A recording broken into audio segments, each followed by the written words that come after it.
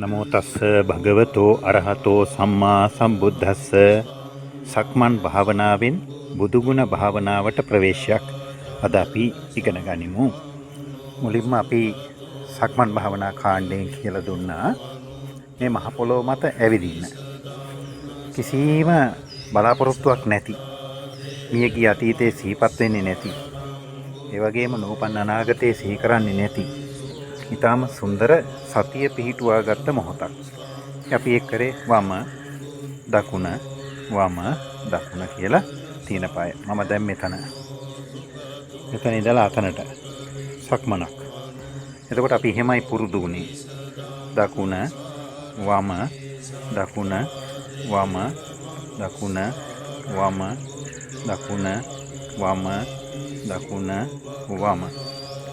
ඔය විදිහට කාලයක් සක්මන පුරුදු කළාට පස්සේ ගොඩක් අයගේ චෝදනාවක් තියෙනවා, බාහිර ශබ්ද නිසා මට හිත එකඟ වෙන්නේ නැහැ. මට බොහෝ සිද්ධි සිද්ධාන්ත මතක් වෙන නිසා, පුද්ගල චරිත මතක් වෙන නිසා, බය හිතෙන නිසා මට මේ භාවනාව හරියන්නේ නැහැ කියලා. ඇත්තටම බැලුවොත් බොහොම නිර්භීතකමක් ඕන භාවනා කරන්න. සක්මන් භාවනාවෙන් පටන් ගන්න ඒ නිසා. සක්මන් භාවනාව කරන්නේ ඒ වෙලාවට එතන. මේ කියන්නේ වම කියනකොට වමේ සිහිය, දකුණ කියනකොට දකුණු ප්‍රායට සිහිය. වම දකුණ වම දකුණ. එතකොට එසැන එතන සිහිය පිහිටුවල පුරුද්දක් ඇති කර ගන්න ඕන. මේ පුරුද්ද සිහිය පිහිටුව ගත්තේ නැත්නම් කවදාවත් ඒක සාර්ථක කරගන්න ලැබෙන්නේ නැහැ. ඉතින් මේක කල්පනා කරන්න ඕන. මම මේක සාර්ථක කරගන්නවා කියලා නිතර හිතන්න ඕන. ඒ වගේම කැමැත්තක්, චන්දං ජනේති, කැමැත්තක් ඇති කරගන්න ඕන මේ සක්මන් භාවනාවට. ඒ වගේම තමයි වේලාවල් බලනවා. මේ වෙලාවේ මම එළියට ගියොත් මට කැස්ස හැදෙයි, මට සෙම වැඩි වෙයි, සෙම් ප්‍රතිශ්‍යාව හැදෙයි, පීනස වැඩි වෙයි. මේ වගේ නොයෙක් ලෙඩ රෝග පිළිබඳව කල්පනා කරනවා. මේක සිතේ ස්වභාවය. සිතේ ස්වභාවය මොකක්ද? සිත හරි කැමති රාග දේශ මොහ මේ කෙලෙස් අවසන්. ඒ කාලයක් තිස්සේ, කාලයක් කිව්ව අවුරුදු 4-5ක් නෙවෙයි, අවුරුදු 35-40කුත් නෙවෙයි, කල්ප කාලාන්තරේ අවුස්සගත්ත කෙලෙස් සහිතව ජීවත් වෙච්ච අපේ මේ විඥාණය හරීම කැමති රාගයට, ද්වේෂයට, මෝඩකමින් අමාරු වැටෙනවට. ඒකයි මේ සියලුම කරදර.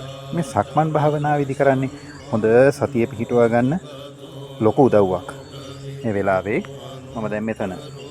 හැමතිස්සෙම තියෙන්නේ මම දැන් මෙතන. එතකොට මෙතන වැඩක් නැති නිසා සිතට නිකන් ලොකු කම්මැලිකමක් දැනෙන්න පුළුවන්. මේ භාවනා කරන මේ සක්මන් කරන වෙලාවේදී විශාල නිදිමතක් ඇවිල්ලා SPA වෙන්න පුළුවන් මේ හිටගෙන ඉන්න වෙලාවේ. ඒක බොහෝ විට සිද්ධ වෙනවා. මේ තීන මිද්දේ. ඉතින් ඒකත් මම කොච්චර නිදිමතාවත් මේ භාවනාව සක්මන් කිරීම නවත්වන්නේ නැහැ. අදිෂ්ඨාන පූර්වක වෙන්න ඕන. ඒ වගේම අත් දෙකෙන්ම නළල දෙපැත්ත පිරිමැදලා මූණ ටිකක් පොඩි කරගෙන, එහෙම නැත්නම් සීතල වතුර ටිකක් තියෙනවා නම් මුහුණ මනාව සෝදගෙන, අප්‍රිය අමනාප තත්වයක් නැතුව. දැන් මේවා එක ගැටෙන්නත් හොඳ නැහැ. නිදිමත ඇති වුණා කියලා නිදිමත එක්ක හැප්පෙන්න තරහ ගන්න හොඳ නැහැ. ඒ වගේම බාහිරව ශබ්ද තියෙනවා කියලා ඒ ශබ්ද එක්ක හැපෙන්න, ගැටෙන්න, ඇලෙන්න ඕන නැහැ. ලස්සන හුදකලාවක් මෙතන තියෙනවා. ආරණ්‍යයකට අසපුවකට ගිහිල්ලා ගන්න උත්සාහ කරන බොහෝ දෙනෙක්. හැබැයි Taman ළඟම තියෙන දෙයක්, මේ වටිනාම අවස්ථාවක් තමයි මේ අපි අත්විඳින්නේ. සතිය කියන්නේ දින 7 සතියට නෙමෙයි. හොඳින් තේරුම් ගන්න. මම දැන් මෙතන. දකුණ වම දකුණ වම දකුණ වම දකුණ වම දකුණ වම. ඔන්න මගේ සක්මනේ කෙලවරට මං ඇවිල්ලා ඉන්නවා. මං හැරෙනවා වම් අත පැත්තට. දැන් ඔන්න බලන්න සිහිය පිහිටන විදිය. වම් අත පැත්තට හැරුණා. දැන් කඩේ ගියෙත් නෑ, කාර්යාලයට ගියෙත් නෑ, දුව පුතාව සිහි වුණෙත් නෑ. මම දැන් මෙතන. ඒක තමයි වටිනාම දේ මේ වෙලාවේ. රාගයක් නෑ, ද්වේෂයක් නෑ, මෝඩකමත් මට බලපාන්නේ නෑ. තත්පර කීපයක් හිතලා බලන්න මොනතරම් සැනසෙල්ලක් ලැබෙනවද කියලා. මේ භාවනාවක ආරම්භයයි. විදර්ශනා භාවනාවලට යන්න කලින් ආනාපාන සතිය වඩන්න කලින් ඕනම කෙනෙක් මේ සක්මන් භාවනාව කරනවා නම් කායික රෝග බොහෝ සංසිඳෙන්නටත් හේතුවක්, මානසික රෝග බොහෝ සංසිඳෙන්නටත් හේතුවක්, කය ශක්තිමත් වෙන්නටත් හේතුවක්, ඒ වගේම මනස ඊටාම සුන්දර ලස්සන තෝතැන්නක් බවට හැදෙන්න, සමාහිත තැනක් බවට හැදෙන්නටත් කරුණු කාරණා සකස් වෙනවා. සමහර අය කියනවා මට මහාන වෙන්න ඕනේ, මහාන වෙන්න සුසු ආරණ්‍යයක් කියන්නේ කියලා. ගෙදරම තියෙනවා, අත ළඟම. Taman හදා ගන්න ඕන, කාටවත් දොස් කියන්නේ නැතුව. දැන් මෙහෙම සක්මන් භාවනාව කරද්දී වම දකුණ වම දකුණ කාලයක්ම මේ කරලා පුරුදු නම් අපි මේ කලින් කියලා දෙනවා සක්මන් භාවනාව කියන පළවෙනි පාඩමින් කියලා දුන්නා. එතකොට ඒ සක්මන් භාවනාව හොඳටම කරලා උදේ දිවාරේ කරන්න පුළුවන් සෑම අවස්ථාවක්ම යොදා ගන්න. බස් වලට එක ළඟ වුණත් කමන්නේ. විනාඩි 5ක් 10ක් තියෙනවා නම් බස් එකේ එන්න. පියවර 10ක් 15ක් තියෙනවා නම් චුට්ටක්, එයින් 7ක් විතර තෝරගෙන චුට්ටක් එහාට මෙහාට වම දකුණ. හරි සැනසෙල්ලක් නේ. ඔන්න හිත සැනසෙන විදිය ප්‍රථම කොටම. දැන් අපි සූදානම් වෙන්නේ සමත භාවනාවක්. මගේ බුදුරජාණන් වහන්සේ වදාලා බුද්ධානුස්සති මෙත්තාච අසුභං මරණ සති ඉතිමා චතුරාර්යකා බික්ඛු භාවීය සීලවා. බුද්ධානුස්සතිය, මෛත්‍රිය, කායගත සතිය, මරණානුස්සතිය කියන මේ සමත භාවනා හතර පුදුමාකාර විදිහට ජීවිතේ සුන්දර කරනවා. ඉතින් මේක තේරුම් ගැනීම තමයි වැදගත් වෙන්නේ. ඒ වගේම විශාල කැමැත්තක් ඇති කරගන්න ඕන, ලොකු සතුටක් හිතේ ඇති වෙනවා. කියන්නම්කෝ මේ භාවනාව බුදුගුණනේ කියන්න හැදුවේ.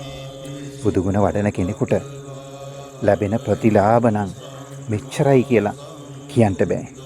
හරි පුදුම විස්මිත ආශ්චර්යයක් ජීවිතේ සිද්ධ වෙනවා. කොහොමද බලන්න, අපි ඉතිපිසෝ ගාථාව අහලා තියෙනවා. මේ ඉතිපිසෝ ගාථාව ඇතුලේ ඉතිපිසෝ භගවා අරහං සම්මා සම්බුද්ධෝ විජ්ජාචරණ සම්පන්නෝ සුගතෝ ලෝකවිදු අනුත්තරෝ පුරිස ධම්මසාරති සත්තා දේව මනුස්සානං බුද්ධෝ භගවාති.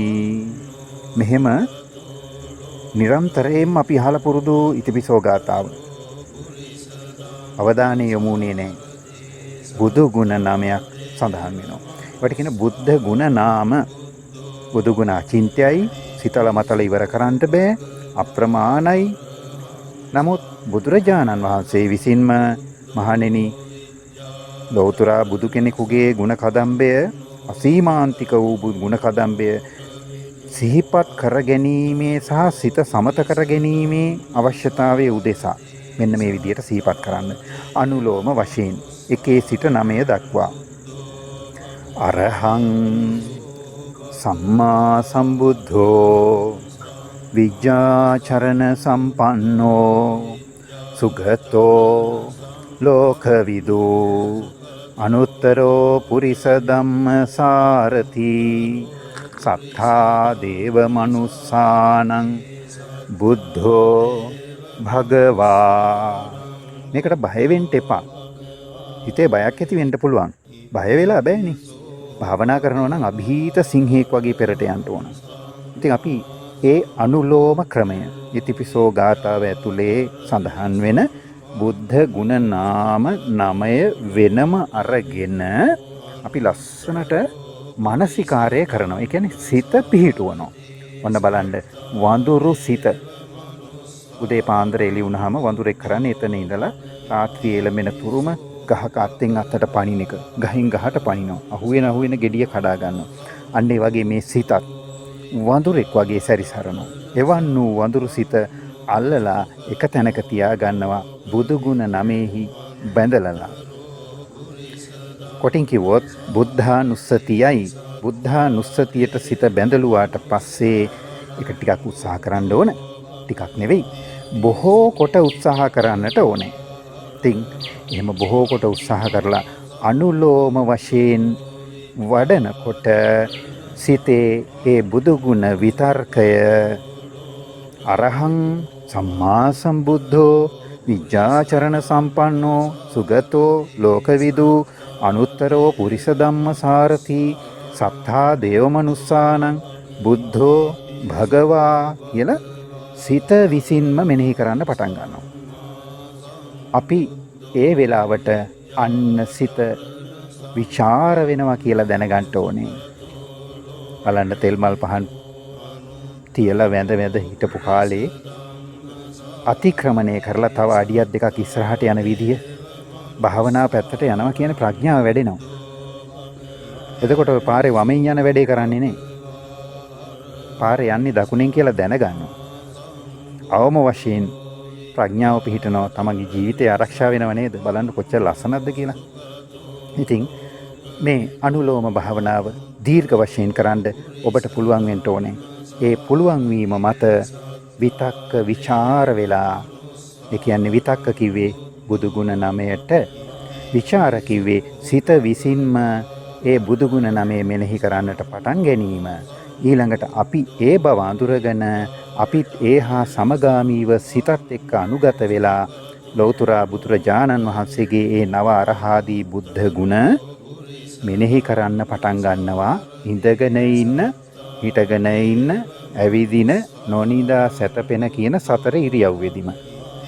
අන්න ඒ වෙලාවට මහා පුදුම සතුටක් උපදිනවා. පීති කියන ධානාංගය ඇති වෙනවා. ඉතින් අදට මේ කොටසෙන් ඔබට කියලා දුන්නේ බුදු ගුණයට මාරු වෙන විදිය. මේ කටයුත්ත ලස්සනට කරන්නට ඔබට ධීරිය ශක්තිය වාසනාව ලැබේවා. මොකද ගෙවෙන හැම මිලි තත්පරයක් පාසාම අපිට අපේ ජීවිත අහිමි වෙන නිසා. හැමෝටම තෙරුවන් සරණයි.